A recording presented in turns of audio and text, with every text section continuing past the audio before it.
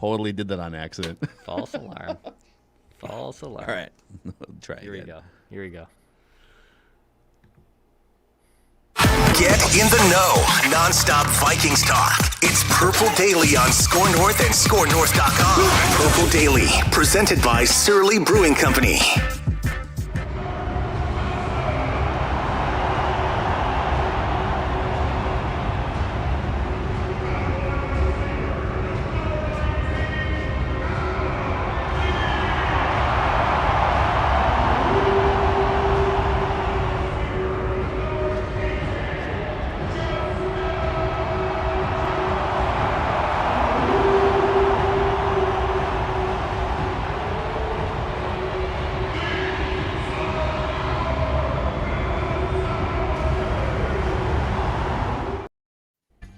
Did Justin Jefferson steal that intro from Judd Zulgad?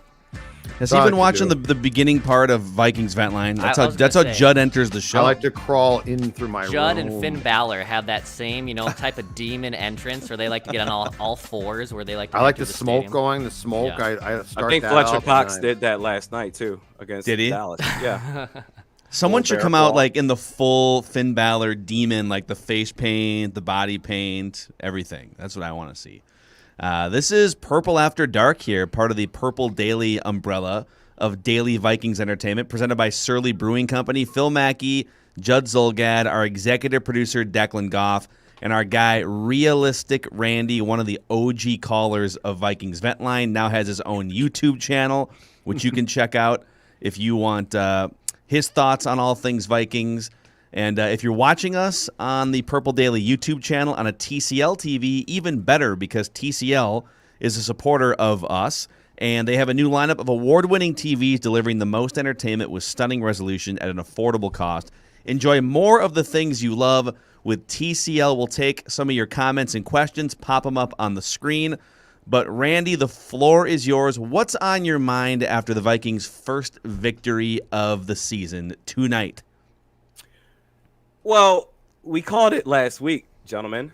We said that Vikings would beat Seattle. Now, for me, it was two reasons. Number one, the Mike Zimmer factor. So whenever the pressure's on, this team is doom and gloom, stick a fork in them, they're done, it's over with, bye-bye. That's usually Mike Zimmer. He comes from out of nowhere, us against the world mentality, and he delivers a masterful coaching performance, usually in those situations, and he did on Sunday. And number two, just keeping it all the way 100, Seattle's defense is hot-ass garbage. That's just what it is. Now, that aside, that was a very impressive win, a season-saving win as far as I'm concerned. Kirk Cousins, Phil Mackey, your boy. Dude, I don't know. You top five quarterback right now. Yeah, you guys just sit here. You just rip Cousins. I have to defend the guy every week. No. Never jumped off the bandwagon. He's playing like a top five quarterback. And I tell you what, you remember Bucks Chiefs Super Bowl from opening kickoff to end of regulation. Tom Brady, I mean, literally, there was never any point where, okay, he needs to overcome some adversity. Oh, how is he going to get over the hump? From start to finish, it was boom, boom, boom, boom. He was in control. Kirk Cousins, that was him on Sunday. The offensive line, the last two games, they've played a lot better. Alexander Mattison did a great job filling in for Dalvin Cook. And what I will say, Mattison, he had 26 carries on Sunday. Dalvin Cook, he's going to get 20-plus carries per game. And so you may look at that and say, okay, what's the difference? But this is a situation where I feel like stats don't tell the whole story. It felt like because Dalvin Cook was out that it forced Clint Kubiak's hand to spread the ball around, to get more creative in the play calling, opposed to force feeding the rock to Dalvin Cook. They didn't do that with Alexander Mattison, but he still got his. You can do that with Dalvin Cook as well. And staying with the running backs, Mark Sanchez. Okay. He was a color commentator on that. Dude, game. he loves Amir Abdullah. Don't loves understand Amir Abdullah. the obsession with Amir Abdullah. That's so great, dude. Oh, I love it. It got to a point where, at certain points in the game, where they circle players pre-snap. Like, okay, if it's the Chiefs, Travis Kelce, he's at the bottom of your screen. If it's the Packers, Devontae Adams, top of your screen. He was doing it all game long, but I said whatever. But he literally at one point circled Amir Abdullah. Oh, he's a scat bat. He can run the whole route tree.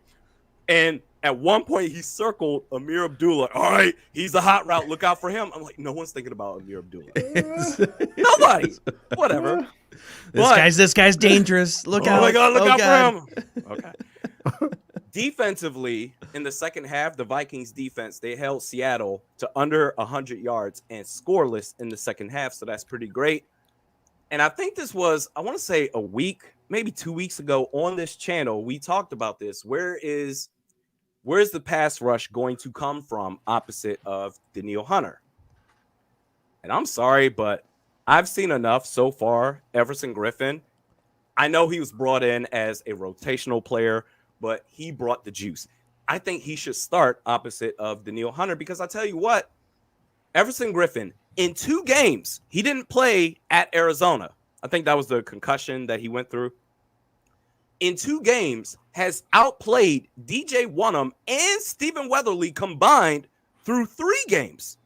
Everson Griffin, he should start. And one last thing that I'm going to say here, and I hate how this old lazy saying of, well, Randy, you're not a player, you're not a coach, you've never worked in a front office in the league, so leave the opinions to those that have been directly part of this sport. And apparently, evidently, sticking with that narrative, I'm just realizing this for the first time, gentlemen. I apparently am doing this show in my mama's basement. It's crazy. Our opinion is more credible than yours. All right, cool. I need someone from the Vikings organization. Anybody, don't give a damn. Give me a thorough explanation, a deep dive analysis, if you will, explaining to me why benching Cam Dantzler in favor of a dude who's literally on pace to give up 17 touchdowns this season, why that gives the Vikings the best chance to win. It's incredible. But big picture, great win, very impressive win. I'm not going to sit here and say off of Sunday alone, okay, the Vikings, they are pretenders or contenders. I need to see more consistency, not from the offense, because regardless of the record, the offense has shown through the first 3 games of the season, they can go toe-to-toe with anybody. It's this defense that I need to see be more consistent. We'll see what happens against Cleveland on Sunday. All right, let's go back to the offense for a second, though, because I think, Randy, you hit on something that I've been thinking about a lot since the game. And it's one of those conversations that we have to toe a very fine line to talk, because if we discuss it in the wrong vein, it seems like we're making accusations that aren't correct. But I think your Alexander Madison take is 1,000% right. And I've said the same thing. It was almost like Dalvin Cook not playing. And I'll say it again for the 1,000th time, Dalvin Cook's a marvelous player. But it was almost like Dalvin Cook not playing forced the people that run the Vikings offense to be like, okay, Dalvin Cook's not playing. Kirk Cousins is. He's playing very well. But we also just have to spread things around a bit more. We have to diversify, and not by a ton. I mean, they still ran the ball. It's not like they abandoned the run. But I thought that the formula on Sunday, and you're right, Seattle's defense is terrible, but that didn't make the Vikings offense not impressive. I thought the formula, you guys, on Sunday was darn near perfect. And I don't know how you get that back with Cook exactly. Dex has talked about, and he's right, and Dallas is doing this now, using more than Zeke. Dallas has started to use more than Zeke because that keeps Zeke fresher. He's also kind of cooked. Yeah, but I'm just saying. But I mean, Dalvin Cook could be, no pun intended, cooked fairly soon himself at the rate he's going. But Randy's point is something that I've given a lot of thought to, which is I just felt like you hit the perfect formula in some ways on Sunday. And I don't know, it's a formula I've seen this team hit a lot because of the reliance of, well, if Dalvin's playing, we have to use Dalvin more. See, I think you're close, but you're a little off. they didn't change the formula in terms of, all right, we're going to give the ball a little bit less to Madison because he's not Dalvin. We're going to give some of those touches to other guys.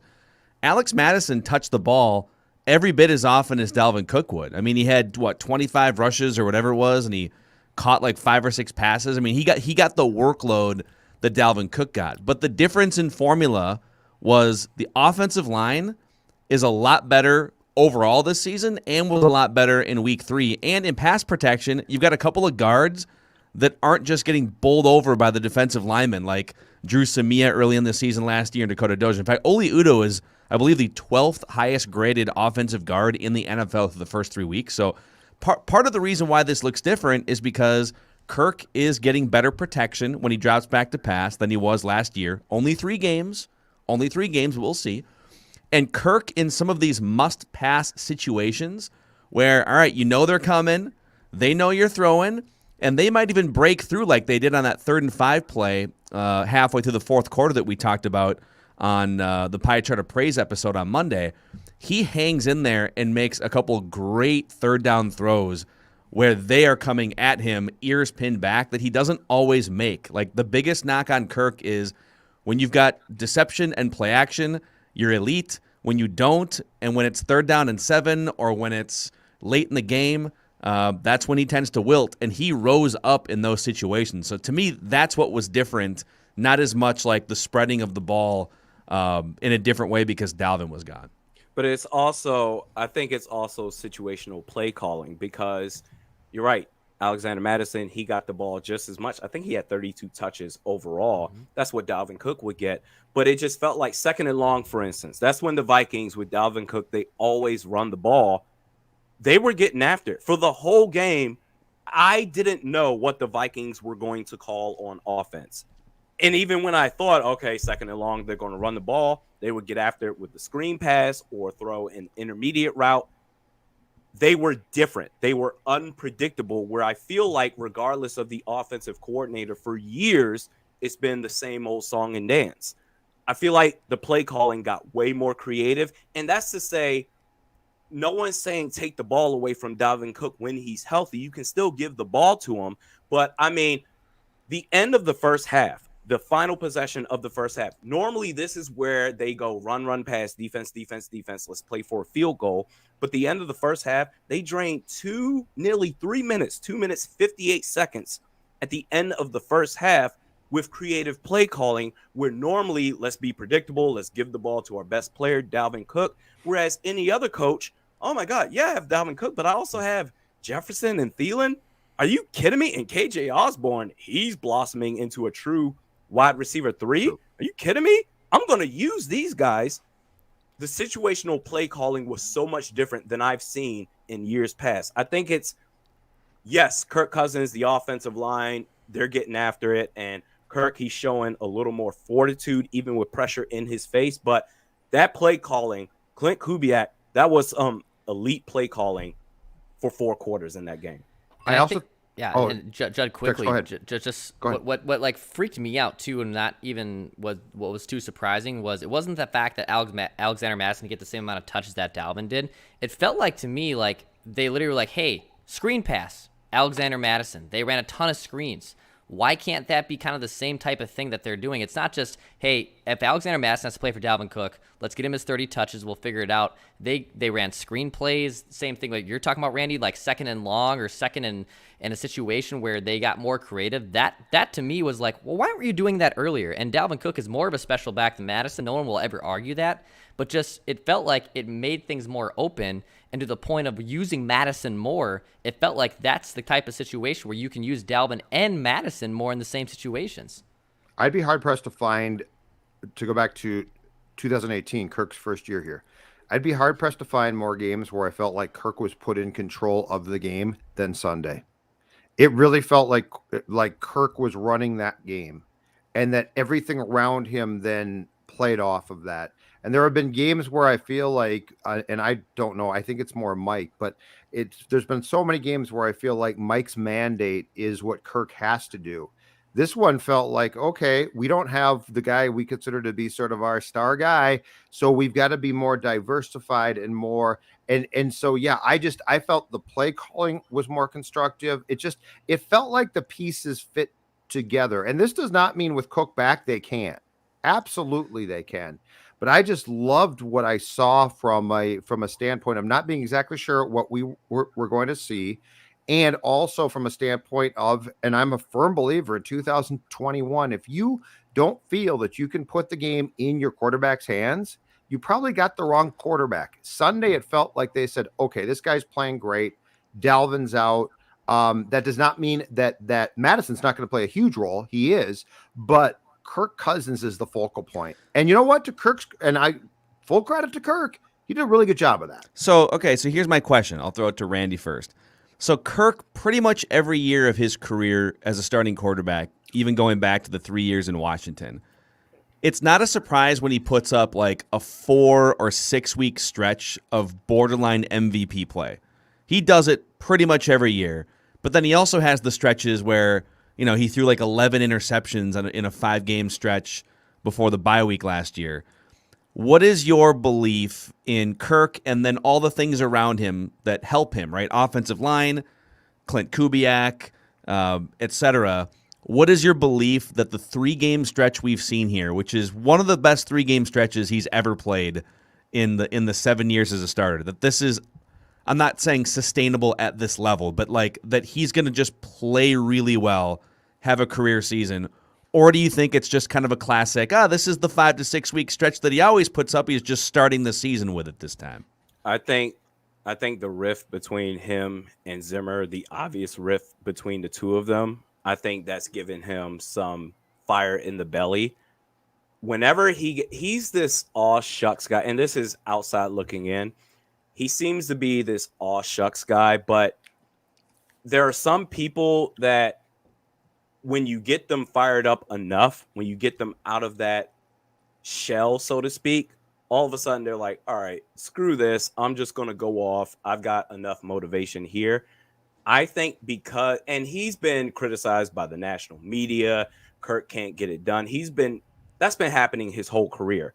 But I think what's happened between him and Mike Zimmer, and I know he's watching film with him all of a sudden, and that's great. But I think that's combined with 2020, where the defense was just as bad as Seattle's defense is this year. So he was used to having to carry this team in 2020. I think he has extra motivation. They drafted Kellen Mond in the 3rd round. I think he has that motivate. There are some people where they try to be just all shucks and, I'm just going to do the best I can. And in some ways that kind of hampers their performance. But in certain situations where it comes from within, when your own manager is talking crap on you on the podium, that's enough to say, okay, I'm going to prove everyone wrong. I think this is a season-long thing that we're going to see from Kirk Cousins. I don't think we're going to see a situation like last year against Atlanta where he was downright pathetic. I think he's been taken out of his shell because he's been forced to be. I'm curious. This weekend's going to tell a lot, right? I mean, this is one of the you got Myles Garrett. I mean, this is the Cleveland is honed. I mean, this is one of the best teams in the NFL. Well, if he can do this sort of back to back against one good offense in a shootout, and then Cleveland as a team, then we'll see. Joe, what were you going to say? I was going to say in fact, Dex and I addressed this in the questions from YouTube yesterday. Kirk has, and what Randy said is exactly right. Kirk has the 2 C's going for him. He's comfortable until there's conflict. Kirk starts. That's why Kirktober exists. Why? Because of bad Septembers. The last 2 years, he's got off to bad starts. And I mean, I've written, is Kirk going to get booed in his first home game in October because he's been terrible? Or is Kirk, or the Falcons game, which was just a complete disaster? Kirk is comfortable until there's conflict. And then Kirk thrives because he's like, now I've got something. And I firmly believe that the fact that he didn't get vaxxed and the fact that a lot of people questioned it, including people in his own locker room, and yes, there are players who agreed with him, But I think that created conflict where Kirk was like, I'm going to show you. I will show people. And that's what Kirk is doing. And now the question is, and I have no idea, is this sustainable for an entire year? I don't know that. Do I think Kirk has talent? Absolutely. But Kirk is a definitely to me a person who the last 2 Septembers, he's come in comfortable and the team's going to be good. And Kirk's like, we'll be good. And Randy's right. Oh, shucks, we're going to be good, right? And they get off to these bad starts. And then Kirk's like, okay, bleep this. Now it's go time now. Well, go time arrived when his head coach basically said, this joker's, not getting vaccinated. What's going on here? And so that to me was the linchpin for the success that started the season. I don't know if he can continue it for an entire year, but if he does, it'll be very interesting to see. Isn't there something we had a comment we popped up on the screen like 3 or 4 minutes ago, just saying, hey, remember, not only did Mike Zimmer and Kirk Cousins start watching film together, and we all kind of, we make light of it, but Kirk also for the first time, he talked about this earlier, like during OTAs or mini camps back in the early part of the summer, that he spent time watching every single game of his entire career. So it's the deepest like self-scouting evaluation that he's ever done. And I don't know, like that would help you especially if you're 32 years old or 33, whatever he is now, and you've played enough. The game is a lot slower now than it was 5 or 6 years ago, and if you're looking to go from good to great, or you're looking to get rid of some of those 3 or 4 game stretches where you melt down, you're looking to be better. I don't know, maybe on 3rd down and 5 and 7, and the defense is coming at you, like the things that he's not traditionally great at. Going back and watching all of those snaps would be helpful. So it's something that we all kind of made light of, like, oh wow, Kirk's got a lot of time on his hands going back and watching all these games, and finally the head coach and the quarterback get together. But like that's helpful stuff if you're a quarterback to go do all of that extra study work that he's apparently been putting in. I think the most capable people in life are those when they have nothing to lose. And I think Kirk Cousins understands that after the Vikings drafted Kellen Mond, after Mike Zimmer was talking all that stuff about Kirk Cousins, that he understands that, okay, I'm going to go out there and ball out. And worst case, I'm auditioning myself for the other 31 teams in the league. So if the Vikings do move on from me, I can go somewhere else. I think he's playing with a super chip on his shoulders, and good for him. I don't think this is just a stretch where, okay, he's going to fall back down to earth. I think this is who he is for the 2021 season. And let's keep in mind, too, Kirk is doing the one thing that we have never seen him do. The release time for him, to me, I'm going to keep going back to this until it stops. Kirk Cousins has held on to that damn football in the pocket and caused himself problems and fumbles and sacks for 3+ years. And this year, watch him get the ball out. I think, again, to go back to the piece I saw, I think it was in the Star Tribune a couple days ago. Kirk Cousins last year, bottom 7 in release time. This year, top 7. And it's obvious. Like, it's not wow, that's an interesting stat. Didn't see it. You watch these games now, he's getting rid of the ball like that. And you know what? If you do that, your offensive line looks pretty damn good. So that's one physical thing. And I don't know if somebody got to him or if, like Phil said, that comes from watching the film. I don't know where it comes from. But just think about the times where we've said in watching games, Kirk, you might want to Kirk, don't. No. And then the ball is on the ground, right? Actually, I have a number that can help quantify this. So Pro Football Focus has a self-allowed pressure stat for quarterbacks. So it's one thing if your left tackle, Rashad Hill, plays Matador and a defensive edge rusher goes by him, like that's a pressure that's allowed on him. But then there's also pressures that you either take on yourself because you held onto the ball too long or you rolled into pressure. And last year, the top 6 self-pressure or self-own quarterbacks were all mobile guys, like guys that would get themselves into trouble sometimes. Like Patrick Mahomes had 53 self-pressures last year because sometimes he would flush out, try to keep a play alive. He would welcome pressure in that way. Deshaun Watson was 2nd. Russell Wilson was 3rd. Lamar Jackson was 4th. Josh Allen, Kyler Murray. Then you get to Kirk Cousins. So he was number one among the quote-unquote non-mobile quarterbacks in terms of self-pressures. He had 27 self-pressures last year. So, once or twice a game, he was bringing it on by holding onto the ball too long. Very rarely was it him like scrambling and allowing a pressure. It was usually him hanging onto the ball too long. Well, so far this season, he only has one through 3 games. Wow. So, very astute observation by longtime football, the former lead Vikings beat writer from the Star Tribune. Delivery time, baby. Judd Zulgad, yes. So that's interesting. He's either just getting rid of the ball more quickly, or receivers like against Seattle are just popping wide open and he's throwing it to them. But they're not, because KJ Osborne, I mean, go back to that throw. Kirk Cousins, 2018, 19, and 20, does not make that throw.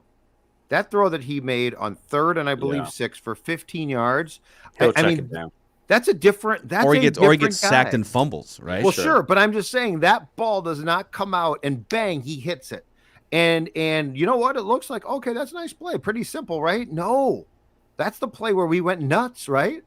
Randy, we'd go crazy. We'd be like, get rid of the ball. But I will say against Cleveland, those zones that were open, minus the KJ Osborne catch, that was a great throw. Yeah. Those zones that were open for those receivers on Sunday, they're not going to be there against Cleveland. So we'll see. So for everyone that's waiting to jump in on Kirk, say, okay, is he going to fall back down to earth? This is going to be the game to see if that happens. But I body language wise, Kirk Cousins appears to be a guy that's, I'm going to put this team on my back however I have to. He's playing his ass off, man. He's a top 5 quarterback this year so far. Can I give you guys, though, the Cleveland to me, so the next logical step here? Because the Browns game is going to be fun. Like, it's going to be a good game. That's a good defense. It's really, really stout. There's going to be pressure. Here's the next step. And this is what I want to see. And this is where the progression, in my opinion, needs to take place. And this is why, to go back to when people say, you guys hate Kirk. No, we expect a lot from Kirk. And by the way, in these first 3 games, he's shown capabilities that a lot of people didn't think that he had. So what I want to see Sunday is I want to see consistently, and he might throw a pick, but putting the ball into windows that are difficult to find, because he can make those throws, and guys like Jefferson and Thielen can make those plays. Because, yes, Seattle gave you, especially over the middle, some plays that were ridiculous. But why can't you build off of that? Justin Jefferson's a great player. Conklin can catch tough passes. Thielen, the same thing. The screen game's there. You're going to have to make some really difficult passes. But Kirk Cousins can make those passes. Like, let's not sell him short. Let's expect what we're seeing. That's why I think that there's pressure here. That's very fair to say, Justin Jefferson, you're going to have to throw a ball where he's covered, but he can make the catch if you put the ball in the right place. What will you guys think if the Vikings beat the Browns? What will you think of their status in the NFL? That's going to, because that's one of the best teams in the league, one of the most well-rounded teams in the league. If you beat the Cleveland Browns, I mean, they're one of the top defenses in the league. You beat the Cleveland Browns, and that's assuming that Mike Zimmer's defense is on point. Because just playing well for a second half isn't going to cut it against this team. Jarvis Landry, he's on IR, so that helps out a bit. But if you beat Cleveland, that puts you at 2-2. I will say that's when I will look back and say, okay, those first 2 games where you could have won and you could be 3-0 right now, suddenly I'm going to look back and say, okay, this could be a real team. But this goes beyond that for me because it comes down to that head coach. Okay, so if you can beat Cleveland, that's great. I'm not looking at Kirk Cousins anymore. I'm not looking at anybody anymore. I'm looking at this head coach because, and Mike Zimmer, he deserves all the credit for this past Sunday. But the one thing that I will say, when everyone believes in him, when everyone is riding high, fat and happy, oh my God, the Vikings, look out for them. They're going to kick all sorts of ass. It's time to raise all holy hell. Print the shirts right now. when everyone believes in this team, Yeah. I mean, my God, that's when all of a sudden the motivation is gone for this head coach. It shifts to the head coach for me. So I will say, if you beat Cleveland, that's a statement win.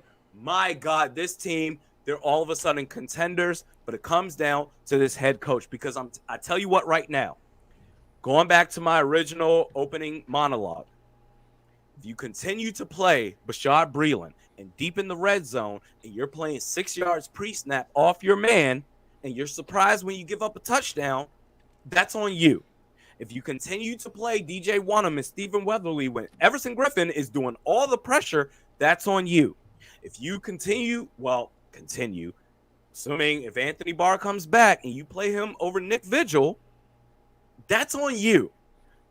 Get rid of the pride. It's all about who's making plays. It comes down to this head coach. We can talk about the quarterbacks all we want to. He needs to make a leap in his head coaching performance. It was great on Sunday against a Swiss cheese defense. Against the real teams, we'll see. That's what I have yet to see. I think we need Mike to just take a sip of red wine, just do a little 10-minute meditation, some breath work, and put on a pair of Chill Boys. That bamboo fabric from Chill Boys and chillboys.com. Look at that. The most comfortable underwear you're going to find. I threw out all of my non-Chill Boys underwear. I'm just wearing Chill Boys now. The athletic fit. We got the long underwear in the mail this week, too. Have you guys tried that yet? Dude, winter's coming. Winter is coming. You need some help over the top, fellas. Need some help over the Too top. deep? You're going too deep with right that? now. Going too deep with Chill Boys. Whether it's fall golf or winter, you get some help over the top with the long underwear of Chill Boys. I'll tell you right now. Well, chillboys.com, they care about one thing, your comfort. Get yours at chillboys.com. I'm glad you mentioned golf as well, Declan, because it is fall golf season, and PXG Minneapolis is here to help you guys. This is a good time to maybe test out some clubs with fewer people on the courses. Check out those Gen 4 clubs, the best performing clubs PXG has ever made. The 0 to 11 golf clubs, which are priced a little bit more within reach, but whether it's apparel or clubs, PXG Minneapolis is a golfer's paradise. There's still a couple months left of golf season, at least in our book. PXG Minneapolis in Southdale Center and pxg.com/Minneapolis. That's right. That is elite transitioning. Oh, how about that? Oh, we see it every day, Randy. It's unbelievable. It is unbelievable. We work with Russell Wilson. We John. do. We do. So I can just sneak out of the pocket and tell you about Surly. Yes, Minnesota's fit. No, we're good. We're good on that. Actually, we're not quite good yet, but we will be though. But I want to get back to something. Oh, okay, so I want us to wrap our heads around a world that doesn't exist right now when it comes to the Vikings, but I think it might have to for this team to be successful. Here, I'll give you. Let's put you in the right headspace here. Come on. Yep. All right, here we go. Yep. There he is. All right. Randy, off of what you just said, I want us all to travel to a different dimension. A dimension where Mike Zimmer is the coach, but he's not the coach that we know now. Because what we saw Sunday, and I know what you're saying. I mean, Seattle disappointed me as who they are as a team, but I still like the formula the Vikings used.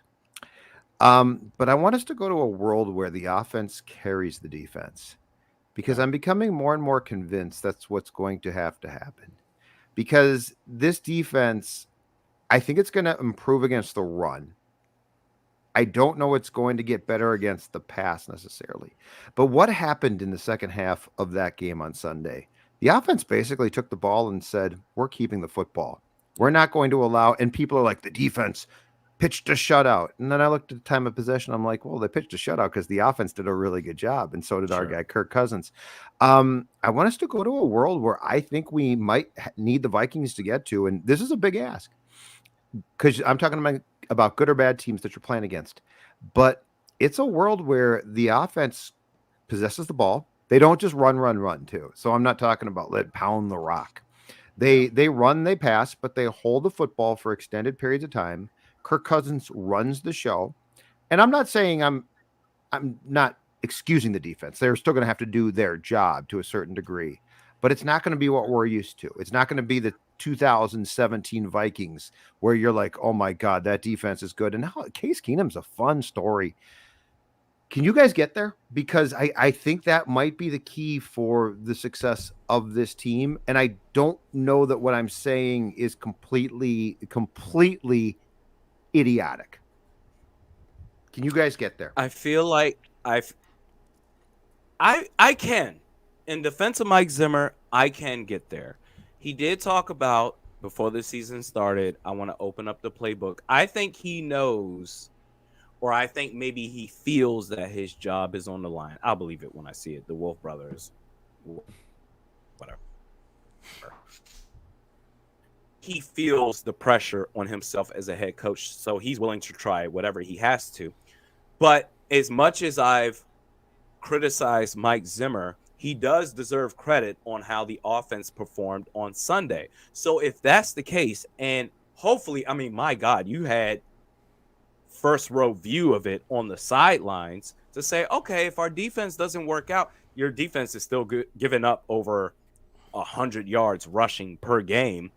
The pass rush, I think Everson Griffin, you have to start him. I think, okay, your secondary against the pass, if you're going to keep playing Bashad Breeland, you at least need some sort of pass rush. You can at least control that much. But I think maybe this is the most that I feel like he's willing to say, okay, I need to open up my brain a little bit because this may be my last chance. How long did he go with, oh my God, I didn't get a fair shot of being a head coach. I've gotten passed over so many times.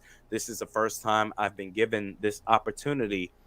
I think maybe because of what he went through leading up to getting this job for the Vikings, that I think in his defense, based on what he saw this Sunday, I hope I'm right about this, because if Dalvin Cook comes back, oh, we want to run the ball, run pass, defense.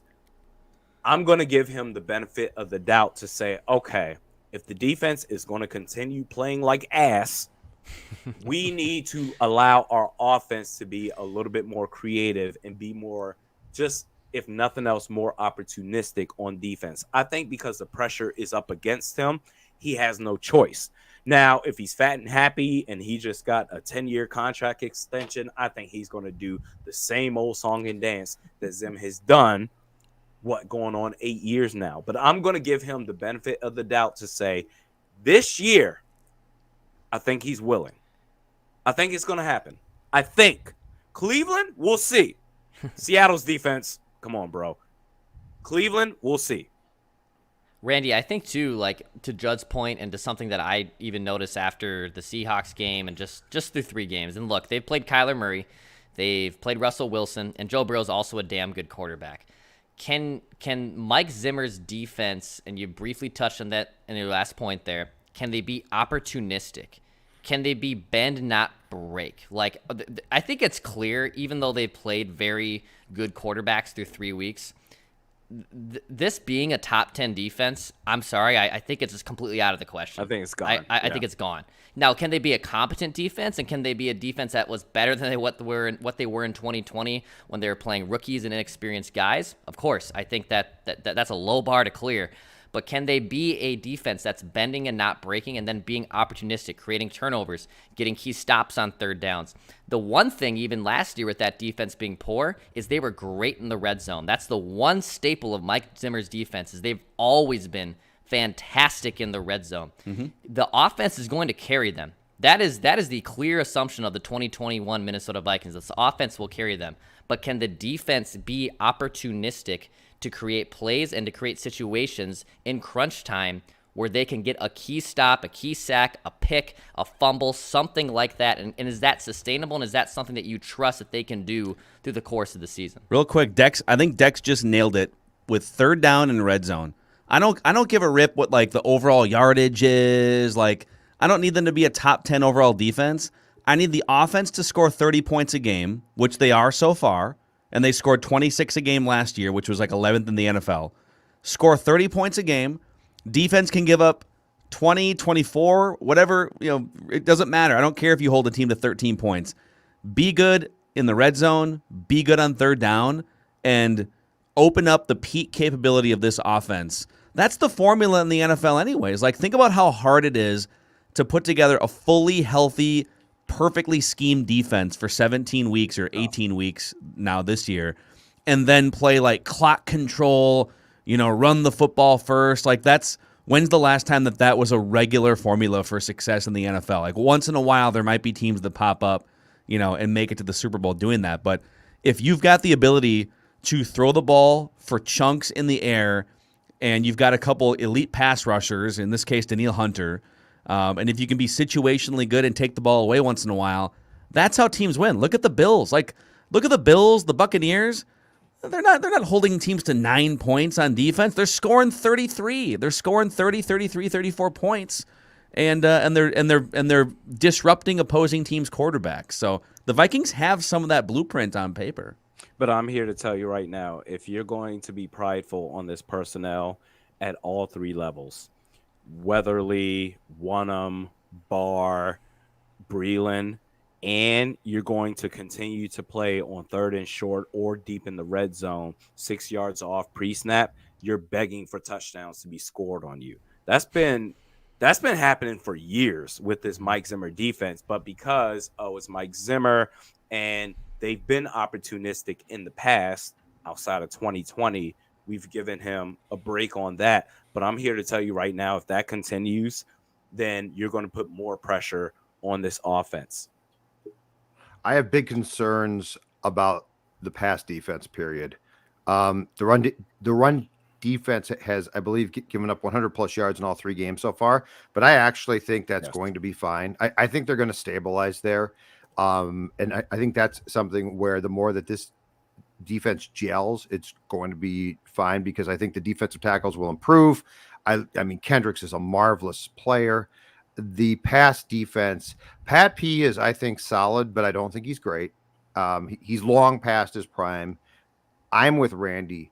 Breland scares me. And they seem to want to play him because he's a veteran, I guess. I don't get that one. But he looks cooked to me. I mean, he looks like a guy that the Chiefs were like, okay, thanks a lot, Bashad. We'll see you down the road. And he signed here. And they're like, well, you're good, right? Still. So I don't know that the pass defense improves markedly. What also scared me a little bit on Sunday, and it was just sort of a glimpse of this, but I can't tell where Xavier Woods' game is at exactly. He's looked good at times to me, and then on Sunday he missed a tackle or 2 or 3, and there were times where he didn't look great. So the back end of this defense is where I have some real reservations. But I'm just talking about, to go back to Phil, I'm just talking about flat out from the standpoint of, can Mike accept the fact that this might be an offensive-driven team? And to Randy's point, say, well, my job's in jeopardy, so I really don't care how we win, and reverse this thing and say, my defense is my defense. But you know what? This offense is actually the key to my team, because that's something that we have never seen since Mike got here in 2014. He's not comfortable. And if that's the thing, like, if he was comfortable being the actual, like, CEO of the entire 53-man roster and coaching staff, then I think he would look at this right now and say, all right, well, okay, I know that we went all in on trying to fix this defense. It'll still get better. Like, let's get another month of practice and, gelling together. But the offense has the highest ceiling of all the units on this team. So I'm going to spend an extra couple minutes here and there in those meetings, or at least like making sure that they have what they need. Something I know Judd doesn't have reservations about is Surly. Okay. Huh? Okay, Randy, I want to tell you. There we go.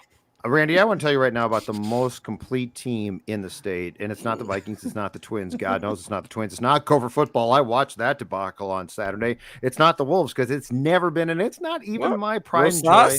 The Wild. No, it's not Rosas. No. It's not Rosas, but I tell you what it is. It's Surly Brewing, the most complete team in this town. The IPA that revolutionized craft beer. Has anyone else said that in this town? Absolutely not. You know what? If you weren't enjoying a Surly with this week's win, then if the Vikings beat the Browns and you don't have a Surly right by your side, shame on you. Listen to Sports Dad here, folks. Don't settle, get Surly. You guys are so awesome at that. I'm going to learn from you guys on that. Well, We'll get you some Federated insurance. We'll get you some Moon Motorsports. It'll be great. Randy, by the way, Realistic Randy, go check him out. He's got a YouTube channel. He talks Vikings on a regular basis. And if you're watching us right now on the Purple Daily YouTube channel, if you could click the like button so we can spread the word about this show tonight, Purple After Dark, and the subscribe button so we can then give you daily Vikings entertainment in your feed. We have one mission statement here. We just want the Vikings to win a Super Bowl before we die. And starting 0-3 would have made it really difficult. So at least they're on the right path. Final thoughts going into this game against the Browns, Realistic Randy. This is going to be a tough one. The offensive line have looked so good these last 2 games. And granted, one of them was against Arizona with Chandler Jones. And he had a pretty quiet game compared to game 1, week 1, where he had, I believe, 5 sacks. So, but this, Miles, Kevin Stefanski, the return. Oh my God, we should have kept him as the head coach. He knows everything about this team. I guess my only thing is, and I got to do film study on the Browns before I do a deep dive on what they're all about. But I guess, will this team, if Dalvin Cook is to play, will they continue where they left off against Seattle as far as we have Dalvin Cook, but we also have all these other players at our disposal on offense? We'll see. As far as the offensive play calling is going to be key in this game, but the defense, bro, Nick Chubb, Kareem Hunt, they are going to pound the rock. Dalvin Tomlinson, I'm tired of talking about it. I know he got a couple of pressures against Russell Wilson, but it's time for him to make a play. We'll see. This is going to be the game. I'm not ready to say the Vikings, they are here and they're going to go, what are we, 3 games in? They're going to go 2-1 their final 3 games before the bye week. This is going to be the game. If you can show up against Cleveland, let's talk about it. It's going to be a tough one. Are you ready for it? We'll see. Real quick, by the way, the Cleveland Browns offensive line, #1 in the NFL according to ESPN in team pass block win rate. And so Danielle Hunter is going to have his work cut out for him just getting past that brick wall. Well, if you're still going to play DJ Wonnum and Stephen Weatherly and sits Everson Griffin, then, okay, you deserve whatever happens. But And, all right, and I think in DVOA, too, by Football Outsiders, they're 3rd in the league right now. So just in terms of offense and defensive balance, they're the technical 3rd best team in the NFL through the first 3 weeks. Know who's important in this game, gentlemen? The 12th man, the fans. No, that's already taken. Remember?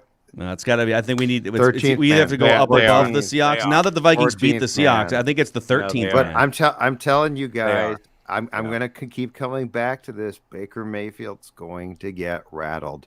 It's in his nature.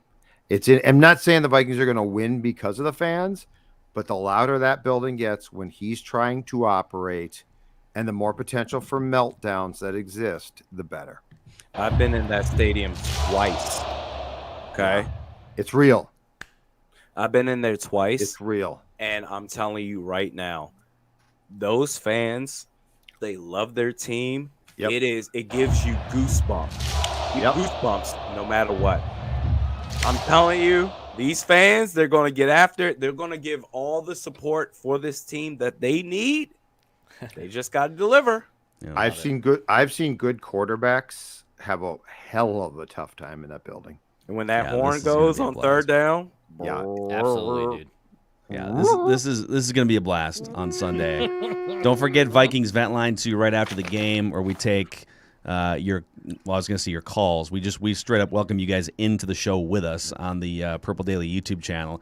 And you can also find Purple Daily on Spotify, Apple, anywhere you find podcasts. ScoreNorth.com, a great central hub for everything we do, including Judd's written work. And don't forget, check out Realistic Randy's YouTube channel as well. All right, boys, that's a wrap on Purple After Dark here, presented by Surly Brewing Company. We'll see you guys tomorrow on Purple Daily.